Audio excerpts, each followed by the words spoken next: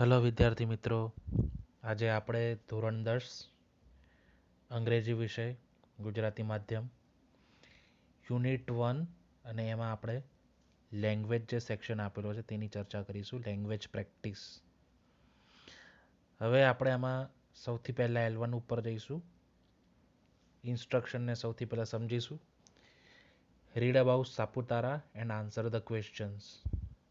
સાપુતારા વિશે એક પેરેગ્રાફ આપેલો છે અને તેમાં કેટલાક ક્વેશ્ચન્સ પૂછેલા છે, એનો જવાબ આપણે આપવાનો છે.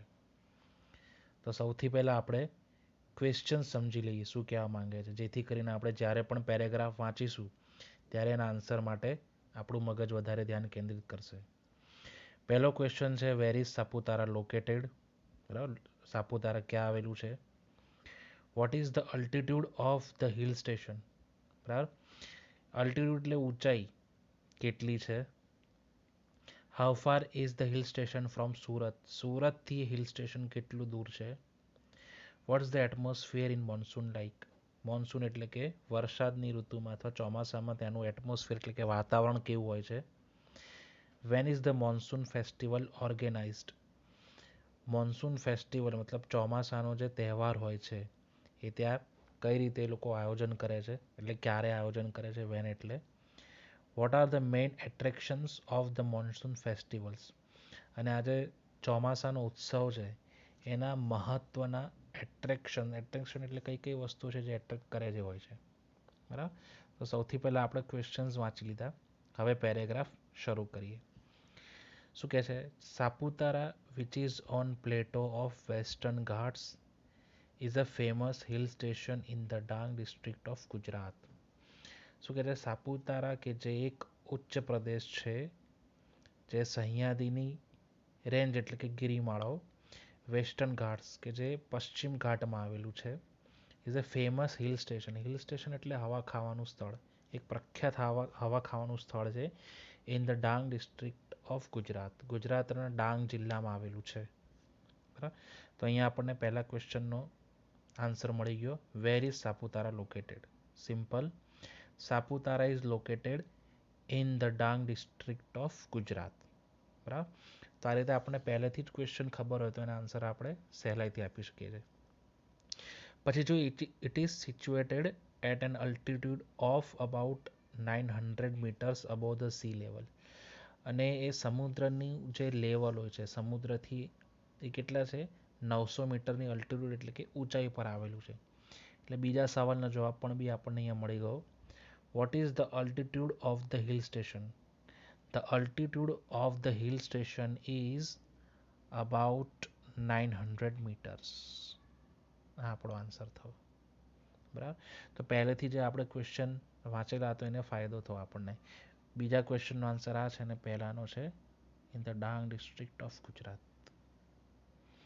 ઓકે, આગળ વાંચીશું. It is 156 kilometres from Surat and 248 kilometres from Mumbai. આ જે જગ્યા છે એ સુરતથી 156 કિલોમીટર અને મુંબઈથી 248 કિલોમીટર દૂર છે. ત્રીજો સવાલ હતો, how far is the hill station from Surat? સુરતથી કેટલા કિલોમીટર દૂર છે? તો આપણો આન્સર અહીંયા આવી ગયો છે 156 કિલોમીટર. બરાબર, તો 3 સવાલના જવાબ આપણને અહીંયા મળી ચૂક્યા છે. આગળ વાંચીશું. The hill station is near Gujarat Maharashtra border which is only 4 kilometres from the town. અને આજે હવા ખાવાનું જે સ્થળ છે એ ગુજરાત મહારાષ્ટ્રની જે સીમા છે એની નજીક આવેલું છે અને જે શહેરથી 4 કિલોમીટર દૂર છે. ટાઉન એટલે શહેર. બરાબર, it is surrounded by rocky terrains and thick forest that house precious biodiversity. બરાબર, એ સરાઉન્ડ એટલે ઘેરાયેલું છે એનાથી રોકી ટેરેન્સ. રોકી એટલે પથ્થર ને ટેરેન્સ એટલે પ્રદેશ. પથરાળ વસ્તુઓથી ઘેરાયેલો છે. થીક ફોરેસ્ટ, બરાબર, એકદમ ગાઢ જંગલથી એ સરાઉન્ડ થયેલું છે, મતલબ કે ઘેરાયેલું છે. બરાબર, પછી આપણે આગળ જઈએ તો Saputara is amazingly different in monsoon from summer. Amazingly different એટલે જબરજસ્ત રીતે અલગ પડે છે. સાપુતારા જે છે એ જગ્યા એ ચોમાસામાં ઉનાળા કરતાં એકદમ અલગ જ પડે છે. એવું કહેવા માંગે છે. The monsoon season offers a different experience with fog and clouds dispersed all over the hills. એક અલગ જ જાતનો અનુભવ આપે છે કે એમાં શું થાય છે, ફોગ એટલે ધુમ્મસ અને ક્લાઉડ એટલે વાદળા, ડિસ્પર્સ એટલે છવાયેલું હોય છે અથવા એનાથી ઘેરાયેલું હોય છે. ઓલ ઓવર ધ હિલ, બરાબર, એટલે ચોમાસાની જે ઋતુ હોય છે એમાં એક અલગ જ એક્સપિરિયન્સ હોય છે અને એમાં શું હોય છે કે ધુમ્મસ અને વાદળાઓથી આખું એ ફેલાયેલું હોય છે, આખી જે હિલ છે, બરાબર. તો what is the atmosphere in monsoon like? મોન્સૂનમાં એટમોસ્ફિયર કેવું હોય છે? તેનો આન્સર આપણને મળી ગયો છે. Different experience with fog and cloud dispersed all over the hills, બરાબર. પછી શું કહે છે? The waterfalls become mighty. Waterfalls એટલે પાણીનો જે પ્રવાહ હોય છે કેવું બની જાય છે? માઇટી એટલે શક્તિશાળી. એવરીથિંગ બીકમ્સ અ સુધિંગ ગ્રીન. અને દરેક વસ્તુ સુધિંગ એટલે શાંત, ગ્રીન એટલે લીલું. દરેક વસ્તુ એકદમ શાંત લીલી વસ્તુ જેવું બની જાય, એકદમ શાંત વાતાવરણ થઈ જાય છે. મોર્નિંગ્સ એન્ડ ઇવનિંગ્સ બીકમ મોર બ્યુટિફુલ. સવાર અને સાંજ જે હોય છે એ વધારે સારી, સુંદર થઈ જાય છે. A walk in the morning or in the evening is a rewarding experience. સવારમાં અથવા સાંજે આપણે વોક કરીએ, ચાલીએ, એ આપણે સારામાં સારો અનુભવ પૂરો પાડે છે. આગળ જઈશું. ટુ એટ્રેક્ટ મોર ટુરિસ્ટ. ટુરિસ્ટ એટલે પ્રવાસીઓને આકર્ષિત કરવા માટે ગુજરાત ટુરિઝમ કોર્પોરેશન ઓર્ગેનાઇઝ કરે એટલે આયોજન કરે છે. Gujarat tourism corporation organises monsoon festival every year in the month of August. શું કરે છે? પ્રવાસીઓને આકર્ષિત કરવા માટે ગુજરાત ટુરિઝમ કોર્પોરેશન આયોજન કરે છે. શેનું? મોન્સૂન ફેસ્ટિવલ, ચોમાસામાં તહેવારનું આયોજન કરે છે દર વર્ષે ઓગસ્ટ મહિનામાં. તો આમાં પૂછ્યું છે પાંચમો સવાલ આપણને, when is the monsoon festival organized? બરાબર, તેનો આન્સર આ every year in the month of August, બરાબર, દર વર્ષે ઓગસ્ટ મહિનામાં. Different programmes are organized during the monsoon festival. ઘણા બધા અલગ જાતના કાર્યક્રમનું આયોજન કરેલું હોય છે આ ફેસ્ટિવલની અંદર. One can enjoy water sports, heritage walk and other rides in the evening. બરાબર, આપણે ઘણી બધી વસ્તુ એન્જોય કરી શકીએ છીએ. Culture programmes that starts in the evening last till midnight. કેટલાક સાંસ્કૃતિક આયોજનો હોય છે, સાંસ્કૃતિક કાર્યક્રમ હોય છે, એ સાંજે શરૂ થાય છે અને મધ્યરાત્રિ સુધી ચાલતા હોય છે. તો આપણે છઠ્ઠા સવાલનો જવાબ બી આપણને અહીંયા મળે છે. What are the main attraction of the monsoon festival?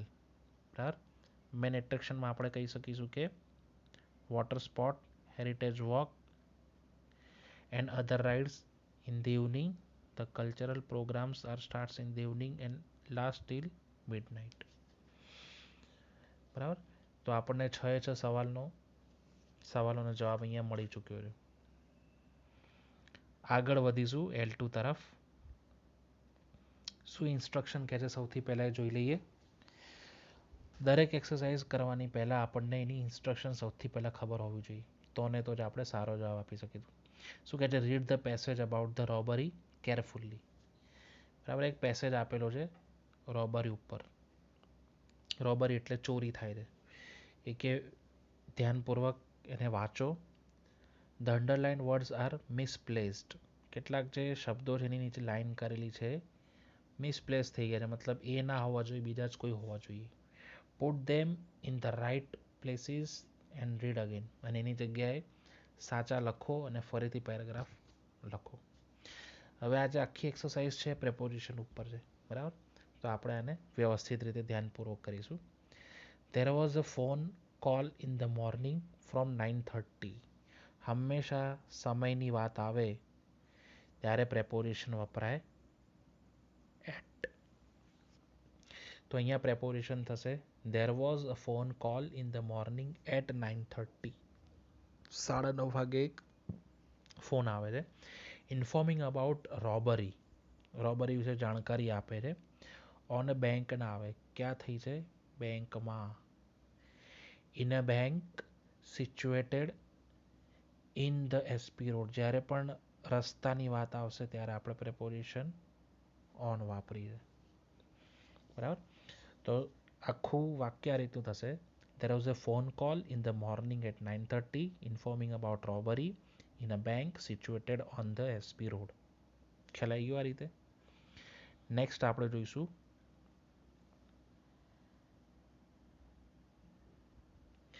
the robbery took away rupees 5 lakh at the box. took away એટલે લઈ જવું કશાક બોક્સમાંથી. તો આમાં શું આવશે? from. The robbery took away rupees 5 lakh from the box which was kept between the strong room of the bank. હવે કોઈ પણ રૂમમાં મૂક્યું હોય ત્યારે પ્રેપોઝિશન આવે in. આપણું વાક્ય આ રીતે થશે. The robbers took away rupees 5 lakh from the box which was kept in the strong room of the bank. બરાબર. એટલે જ્યારે પણ રૂમની વાત આવશે ત્યારે in preposition આવશે. When we were trying to figure out who would have done it, there was one more call in 9:30 and 10. હવે જ્યારે આ રીતે બે સમયગાળા આવતા હોય આ રીતે, એક વખત 9:30 છે ને એક વખત 10 છે, તો અહીંયા આવશે preposition between. બરાબર. એટલે આપણું વાક્ય આ રીતે થશે. When we were trying to figure out who would have done it, there was one more call between 9:30 and 10 that informed about a robbery in jewelry shop towards the bank. Towards the bank ના આવે, આમાં શું આવશે? beside. beside નો મતલબ થાય બાજુમાં. બરાબર. આનો મતલબ થાય બાજુમાં. તો ફરીથી આપણે આખું વાક્ય લઈશું. When we were trying to figure out who would have done it, there was one more call between 9:30 and 10 that informed about robbery in a jewelry shop beside the bank. The jeweler informed that the robbers escaped in a small white car. શું કહેવાય કે એ લોકો એક સફેદ કલરની નાની car હતી એમાં ભાગી ચૂક્યા. escape એટલે ભાગી જવું. This was the first clue that we got at 1 PM. 1 વાગે અમને પહેલો આ રીતે કોઈ કોયડો મળે છે. All the police stations around the town were informed to look for a white car. Meanwhile, a traveler who listened to the news on the radio called 101 police and informed that he saw a white car going beside Ahmedabad. Going એ તરફ જતી હતી એટલે beside નહીં આવશે, તો ત્યાં શું આવશે? beside નહીં આવે, એની જગ્યાએ towards. અમદાવાદ તરફ. towards એટલે તરફ. બરાબર. ફરીથી આપણે વાંચીશું. Meanwhile, a traveler who listened to the news on the radio called 101 police and informed that he saw a white car going towards Ahmedabad on NH8 at a speed of more than 100 km per hour. Next જોઈશું. Once again, highway patrol and police station at નહીં આવે. અહીંયા આગળ રસ્તાની વાત ચાલે તો રસ્તા માટે ઓન આવશે, જેમ આપણે અહીંયા આગળ પણ જોયું. આમાં બી ઓન છે એટલે આમાં પણ ઓન આવશે. were informed. બરાબર. Once again, highway patrol and police stations on NH8 were informed. At 4:30 PM in the late afternoon, Vadodara police found an abandoned white car at a circle. બરાબર. એટલે circle ના આવે પણ ત્યાં આગળ શું આવશે? નિયર. નજીકમાં. Near a circle on the airport road. બરાબર. Robbers were very fast but the police could link the clues. The security was tightened in the airport. કોઈ આપણે જગ્યાની વાત કરીએ ત્યારે in ના આવે પણ શું આવે? at the airport and the railway station.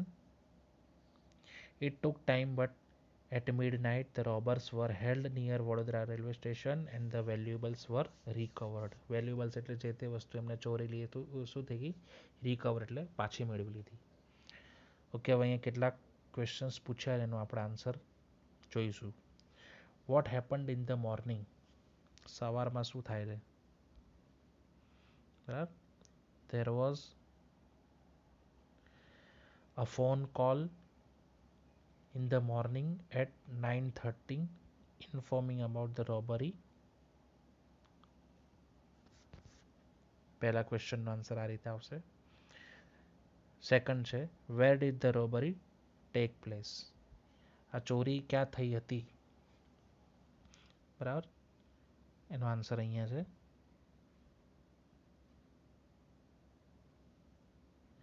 The robbery took place in આવશે અહીંયા in a bank situated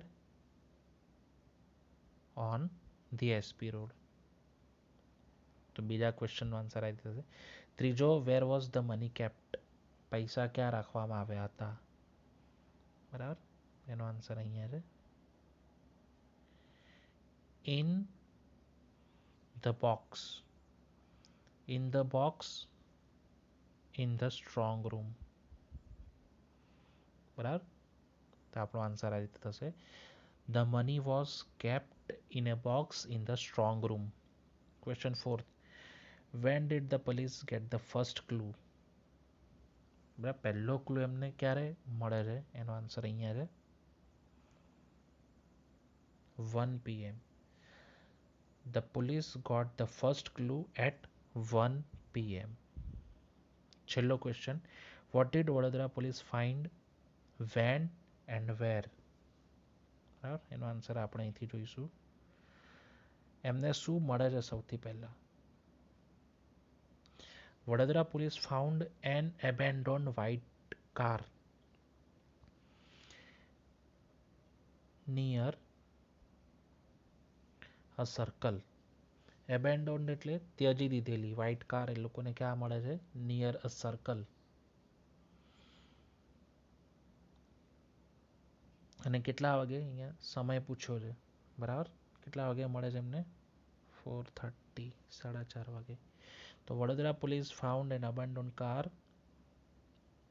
near a circle on the airport at 4:30 PM in the late afternoon. Okay, તો અહીંયા આપણે બધા સવાલના જવાબની ચર્ચા કરી ચૂક્યા છે.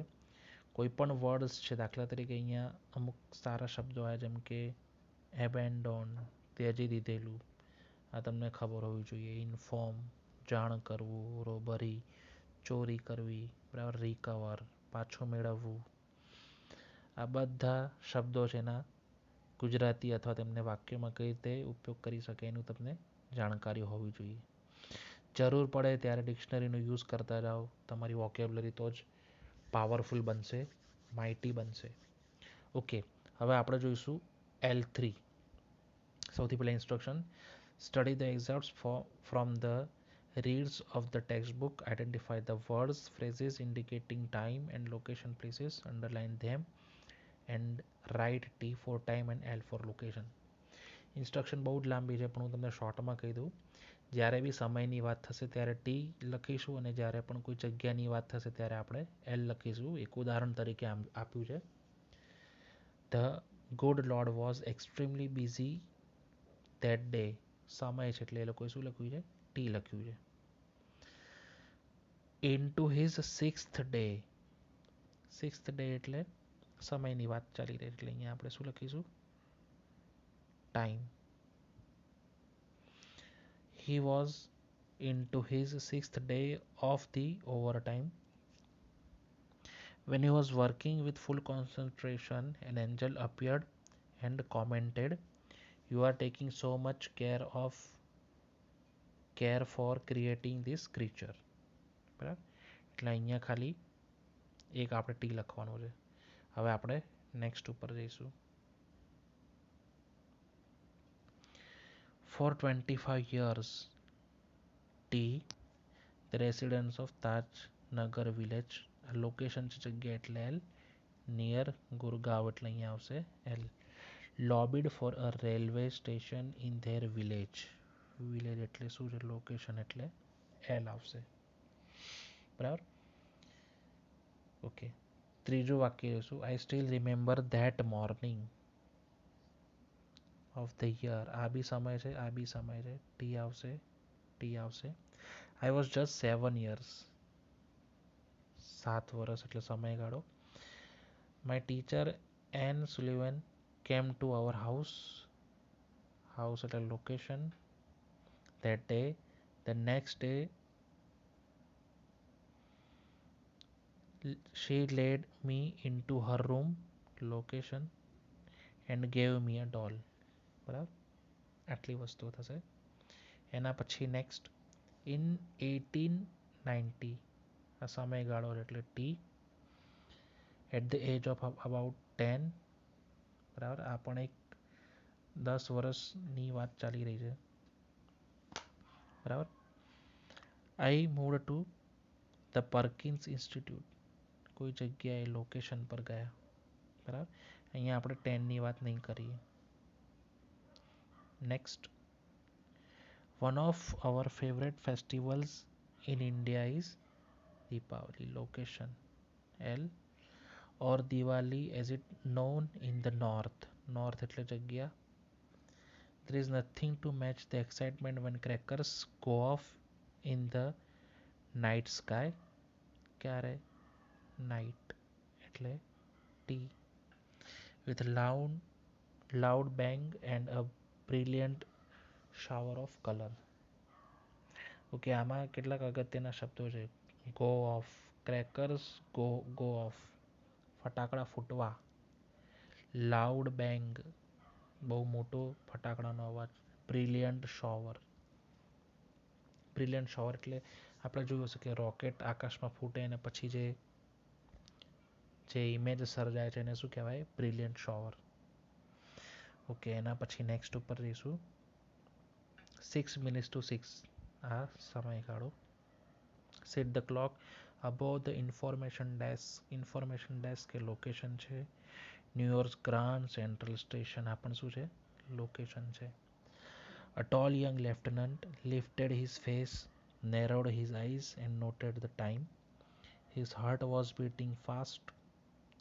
In 6 minutes, સમયગાળો એટલે time, he was going to see the woman who had been in his thoughts for the past 13 months. આ પણ શું થશે? time થશે. તો વિદ્યાર્થી મિત્રો, મને આશા છે કે તમને લોકોને આ 3 એક્સરસાઇઝમાં ખ્યાલ આવી ગયો હશે. કોઈ પણ ડાઉટ હોય, કોઈ પણ શબ્દ વિશે તમને ઇન્ફોર્મેશન ના મળતી હોય તો ડિક્શનરીનો ખાસ સહારો લેજો. જેટલી ડિક્શનરી વાપરશો એટલી તમને શબ્દો વિશે વધારે માહિતી મળતી રહેશે. તો આ સાથે આ વિડીયો આપણે પૂરો કરીએ છીએ અહીંયા. આવતા લેક્ચરમાં આપણે ફરી મળીશું. ત્યાં સુધી બાય અને ટેક કેર.